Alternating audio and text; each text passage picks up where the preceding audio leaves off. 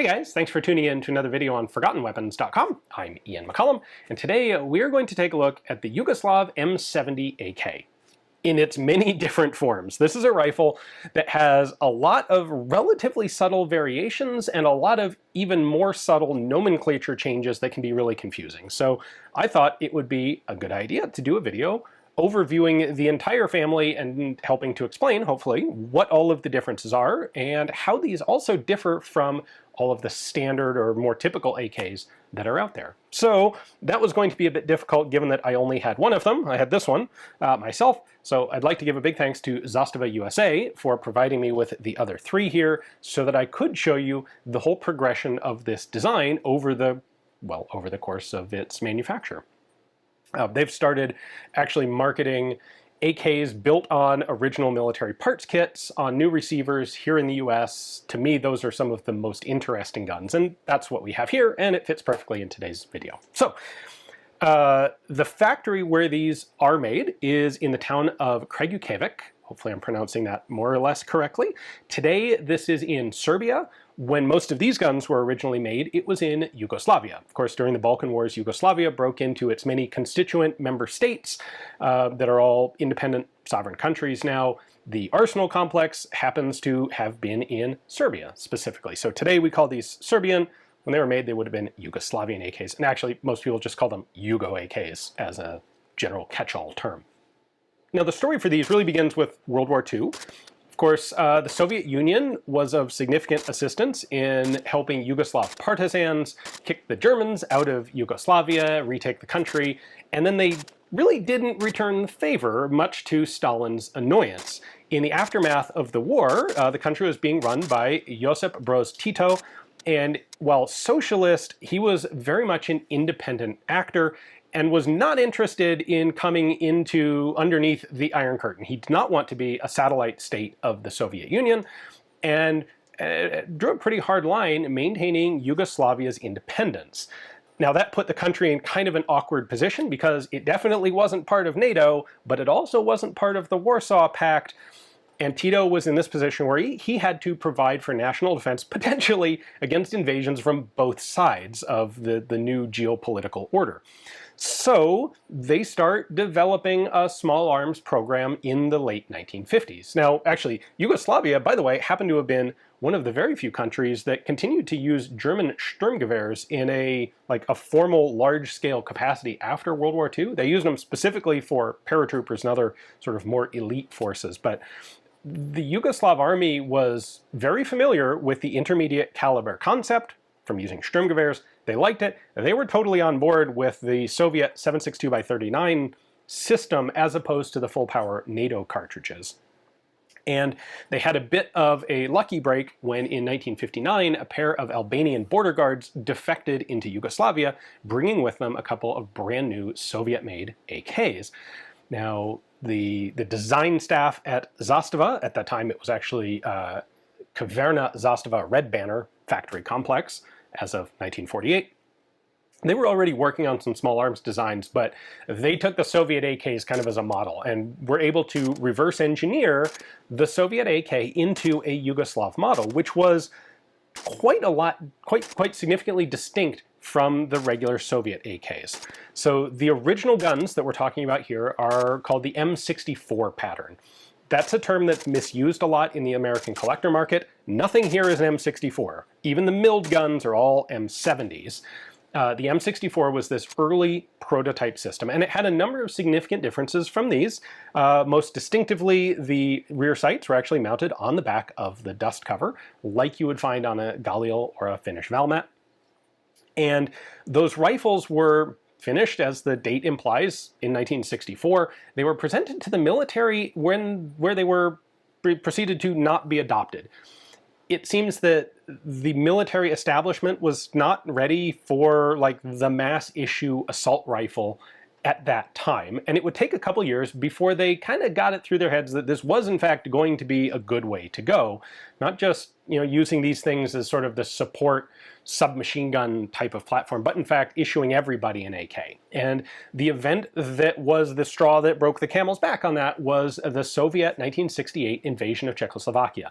The Czechs kind of stood up and got a little bit of a backbone against the Soviet Union, and the Soviet Union proceeded to roll tanks into Prague, and this really caught everyone's attention. I think it's an event that is underappreciated in Western society today. It made a bigger splash inside the Warsaw Pact than it did outside, because it was, the news didn't get out nearly as much, and it shattered this illusion that the Soviet Union was there to be your friend. No, the Soviet Union was there to enforce you doing what the Soviet Union said you would do.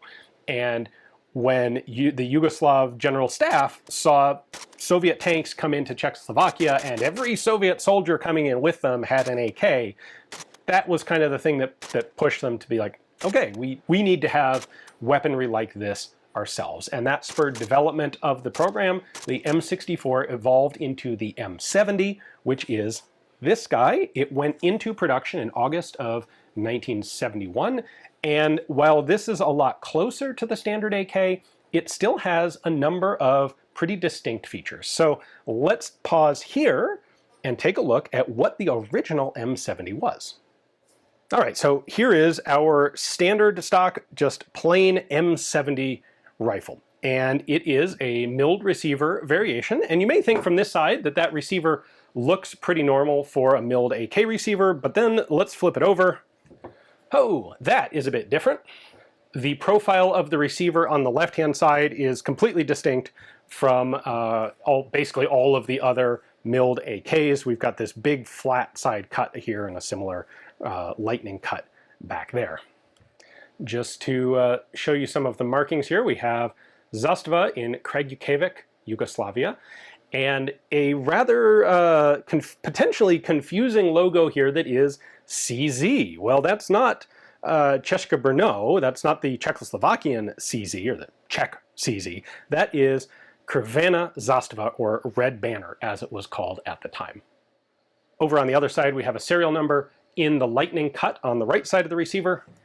And then we have 3 selector markings. U is for safe, R is for full auto, J is for semi-auto. This is, in fact, just a semi-auto rifle. It just happens to have the receiver markings for all 3 so that it looks cool and proper. And by the way, because these rifles were standard issue for the Yugoslav People's Army and were really quite widespread across the country when the Balkan Wars broke out and the various Balkan states started to become independent, you will find them having been used by basically all of the combatants in the Balkan Wars. This particular one has a handguard with a bunch of Croatian graffiti on it. So that's a Croatian crest. The HV is Hrvatska, which is Croatia in Croatian. Anyway. Trench art furniture like this is kind of one of the collectible elements of Yugoslav AKs. All right, if we're going to take a look at the distinct features, let's just start from the front and work our way back. The milled receiver M70s have just plain muzzle nuts. This one is missing its cleaning rod. They should all have cleaning rods down here. They take a bayonet. It is a Yugoslav-specific pattern of bayonet. The sight is a pretty typical AK front sight. It's just a round post that's threaded in, so you can screw that in and out to adjust your elevation. And then they all have flip-up luminous night sights. So this was originally a phosphorus type material that would glow in the dark. This one is also missing its spring. Normally this would retain in place when you flip it up or down, and this one just doesn't.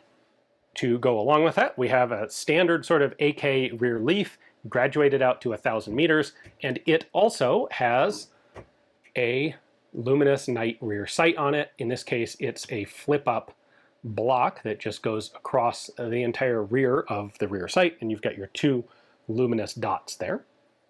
Most of the Yugoslav AK patterns will have this device on the front. This is a gas cutoff.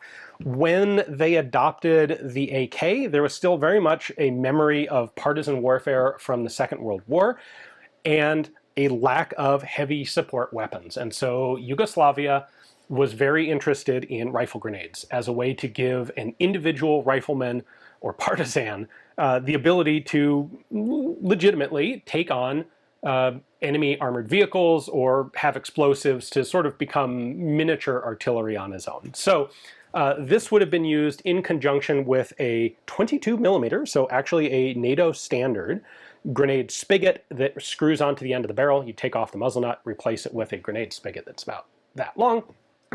And then this is a dual purpose grenade sight and gas cutoff. So when I flip this up, like so, that cuts off all of the gas getting tapped into the gas piston.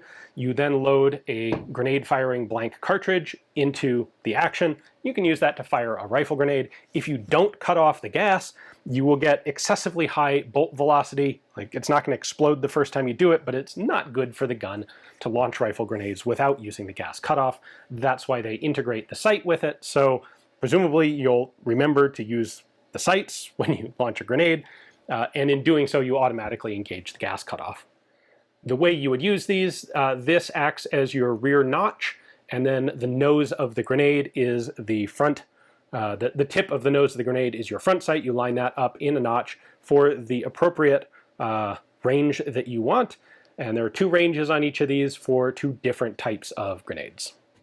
One of the things about rifle grenades is that they put a lot of force into a rifle. So Yugoslav AKs also have this button on the back of the dust cover, and this is essentially, it is a locking bar that prevents the recoil spring guide from moving.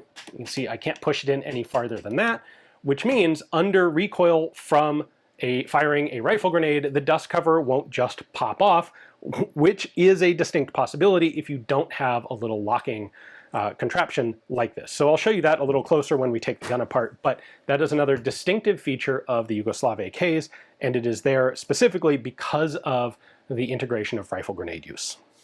The upper handguard here is a bit longer than a typical normal AK handguard, and in order to accommodate that, there's a few actual little design changes to the system. So the rear sight is actually moved back slightly.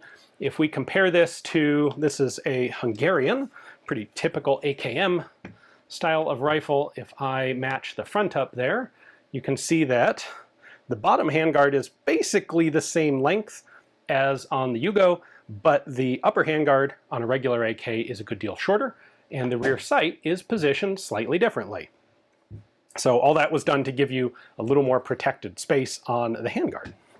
Now, on these guns, on these early ones, the buttstock uses a pair of top and bottom tangs, like you would see on an early Russian milled gun. That would change over time, but on the very early ones, that's how the stock is attached. The buttstock is a bit of a different shape than a traditional AK stock.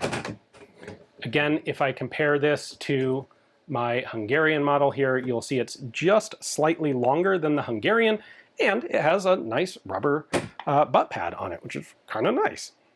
One last bit about the furniture. The Yugoslav AK grip is distinctive, black plastic. It's got these horizontal serrations on it, and it's got sort of a thumb groove on the left side. This grip was actually allegedly developed to match the grip angle of the SIG P210 pistol, which was recognized as being a particularly nice and ergonomic pistol, and the Yugo AK grips are pretty universally considered more comfortable than standard standard Warsaw packed AK grips.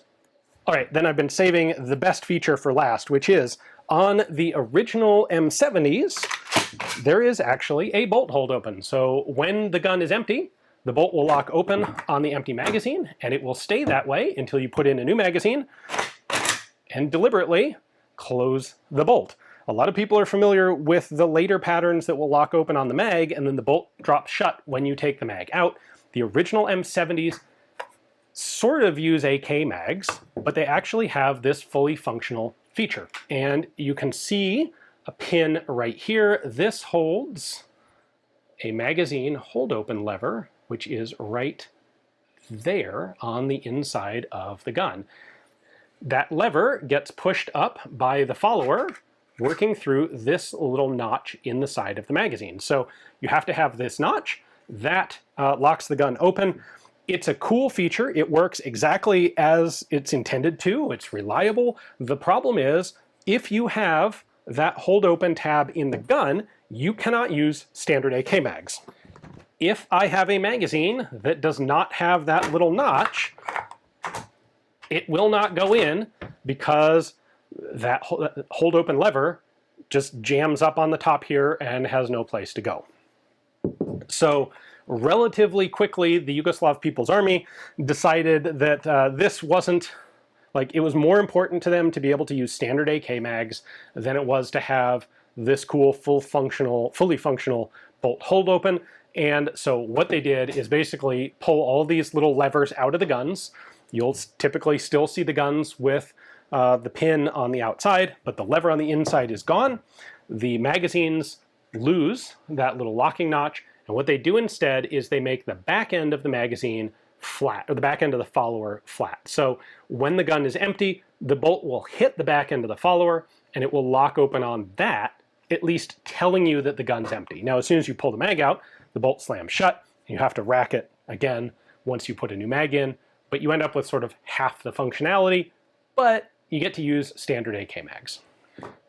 For what it's worth, fully functional original M70s like this are really quite scarce. The Yugoslav Army did a pretty darn good job of converting them all to use standard magazines. Now, in addition to this model, there was also an underfolding model. That would be the Yugoslav M70A. A indicates a folding stock, and it's essentially the same gun, but with an underfolding rear trunnion. Everything from here forward is the same as what we have here, and I don't have an example of one of those to show you.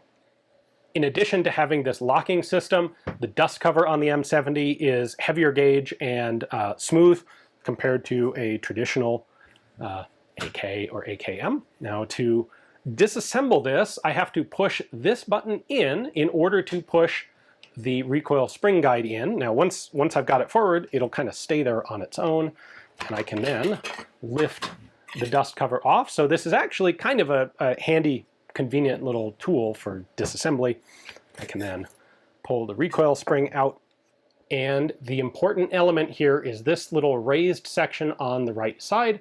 When I push the button, that raised section gets pushed into the receiver itself, which allows the recoil spring guide to slide past. Once that's installed and I let go of the button, this thing's held in place by this little feature on the bottom. Yugo AKs all have bolts and bolt carriers that are left in the white. They distinctively do not have chrome-lined barrels. That was something that Zastava didn't start doing until really late, like after like 2020, I think they started chrome plating them. It was just something where apparently Yugoslavia didn't have the resources for the chrome to do it, and didn't see it as a high enough priority to invest in bringing in chrome from somewhere outside the country, and so Yugo AKs just didn't have chrome-lined barrels. The next iteration of this gun is the M70B. So it goes from 70 to 70B, or if they're underfolding guns, 70A to 70AB. These are still milled receiver guns. I don't have a full example to show you, but I do have this cut-off stub of the receiver of an M70B. It's got the same lightning cut here. It's the same profile on the other side. However, it has this big hole in it, which you do not see there. So the difference in these models is simply one of barrel assembly. On the early guns, like some of the early Soviet AKs, the barrel is screwed in place into the receiver. That's a little bit tricky to time because you have to screw the barrel in, then you have to set up all of the stuff that has to be perfectly aligned on the barrel.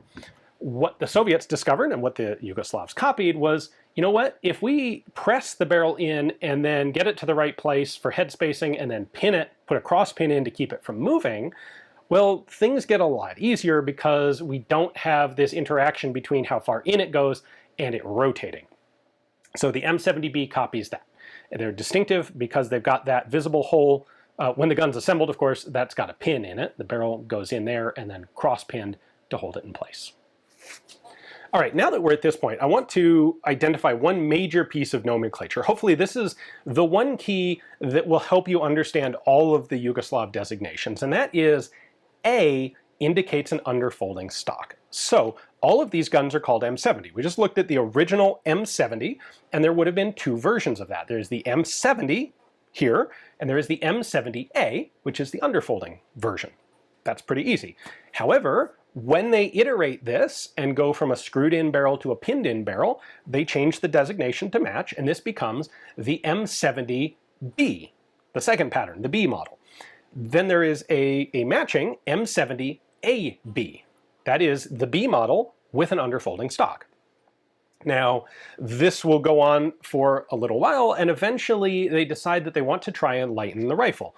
And of course, you know, basically every country that ever used the AK started with a heavy milled receiver version, and then later transitioned over to a lighter stamped sheet metal receiver.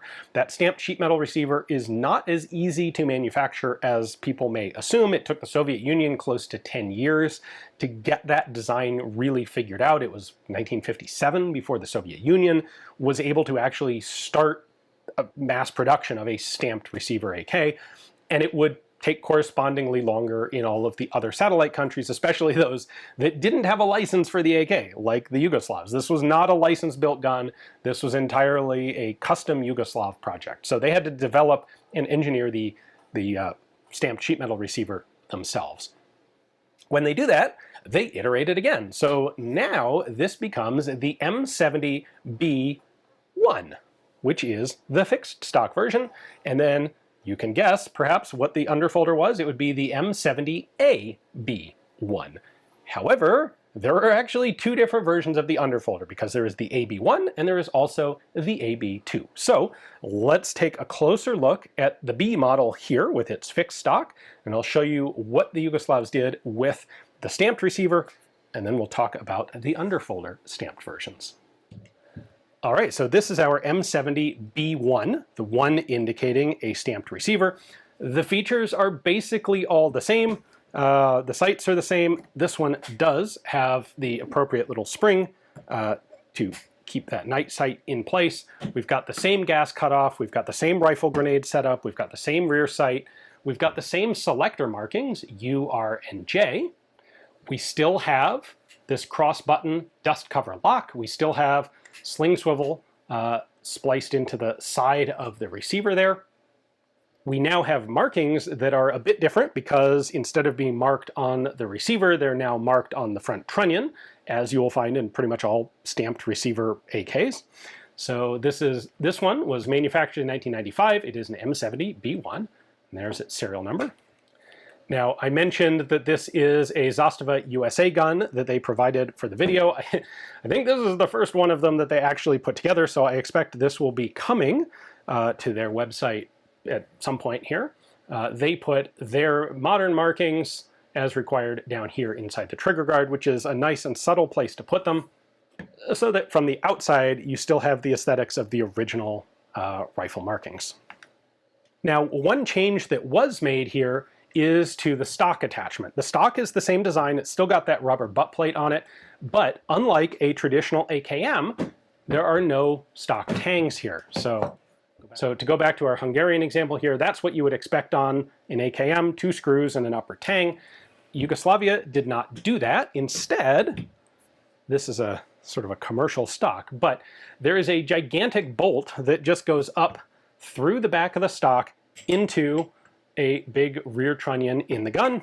There we go. You've got a socket here at the front that fits into the rear trunnion, and then that big bolt that locks it in place. And this is kind of as close to indestructible as you'll get on an AK stock. These stocks can break sometimes. These pretty much don't ever. And that's one of the things about the Yugoslav AKs, is they are rugged guns. They're not as light. They're heavier than typical AKMs, but in exchange, you get a level of durability that's a bit beyond a normal AK. All right, now, at long last, we'll finally actually take a look at one of these underfolding guns. So, this is an M70AB1.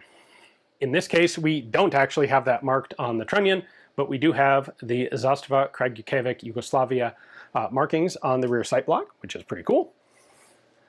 Once again, here are Zastava USA's markings on their receiver. It's a US-made receiver, of course. Now, our features remain basically all the same. We have a slant brake. All of the stamped receiver guns got slant brakes instead of the old plain muzzle nut, but they're still intended to be firing rifle grenades. We've still got the gas cutoff and grenade sight. The grenade launching spigot still attaches here in lieu of the slant brake. So we still have the locking button for the dust cover. Now, the folding stock is basically just a copy of the standard Warsaw Pact folding stock. This one is brand new from Zastava USA, and it's a little bit on the stiff side. There we go. So once you have it extended, that spindle locks it in, and then we've got a butt plate. These are particularly uncomfortable guns to shoot. In my opinion, I'm really not a big fan of underfolding AKs, but this is the style that Yugoslavia used. Now, when they went to designing the stamped receiver guns, one of the intentions was to reduce the weight of the thing. That all milled M70, the early ones, that's a chunky gun. That thing comes in at 4.3 kilos or just under 9.5 pounds, and they wanted something a little bit lighter, especially something lighter with the underfolding stock, so that you could make a gun that was handier. It was lighter, it was shorter, it was more convenient to carry around, and so they experimented with both versions of receiver and trunnion. So the receiver on this is actually a 0.9 millimeter thick sheet steel, where the bulged trunnions got heavier receivers. They're 1.5 millimeter thick receivers, as well as having the extra material in the trunnion. What they found is initially that was okay. It was worthwhile in the underfolding guns to have a lighter weight version. And this thing is 7.5 pounds. It's 3.4 kilos. So it's a significantly lighter gun than that milled one. However, it wasn't as durable with heavy rifle grenade shooting, and that they thought was a problem. So when it came to the fixed stock guns, there were a trials number of fixed stock guns made with thin receivers and flat trunnions. There are so few of them, they never actually got a formal designation. The only one that went into production with a fixed stock is the bulged trunnion, and that became the M70 B1. However, for the underfolding guns, they ended up doing both versions. So we have here essentially the exact same gun, except the AB1 has a flat trunnion and the AB2 has a bulged trunnion. And on this one, it is actually marked on the trunnion itself. So this is a 1990 production gun, and it's M70 AB2. The A means it's a folding stock, and the 2 means that it is a bulged trunnion stamped receiver. And it does make a difference. The heavier receiver, heavier trunnion comes out at 3.8 kilos compared to 3.4 kilos for the lighter weight gun. In English units, that's 7.5 pounds versus like 8 1/3 pounds. So it's a bit less than a pound in difference. But that's the kind of weight that can add up over time, especially if you consider that that is, say, the weight of an extra magazine that you could carry instead of having a stronger gun that is capable of firing rifle grenades. So which of these is the better choice for someone inside or outside of the Yugoslav army, I think really depends on, are you actually going to be launching rifle grenades off the end of the thing? If not, this receiver is fine. But the Yugoslav People's Army really wanted to make sure that it retained that rifle grenade launching capability, and so they made sure even on the underfolding guns that they were strong enough to do it for serious amounts of time. I can't imagine how unpleasant this would be to fire on this stock with a rifle grenade. Maybe set the stock into the ground if you're going to do that, perhaps. So there you go. That is the overview of the whole Yugoslav M70 program. There are a number of other guns in this family. It was originally intended as a family of weapons. So you will find the Yugoslav M72, which is the RPK equivalent. It's the long, heavy-barreled light machine gun version. There's also, of course, the Yugoslav M76, which is the precision rifle. It's actually scaled up a bit. It's chambered for 8mm Mauser instead of 7.62x39, and that was part of the idea of this entire, a part of this complete breakfast and or infantry weapon system. So just to reiterate, we start with a milled receiver. The original ones are the M70 and M70A. That then becomes the pinned barrel M70B and M70AB. We then go to a stamped receiver fixed stock, which would be the M70B1, and its underfolding companions, the M70A, B1, and AB2. So I'd like to once again give a big thanks to Zastava USA for providing the stamped guns here for me to be able to show you this whole progression. Hopefully you guys enjoyed the video, and hopefully you learned something about these. Thanks for watching.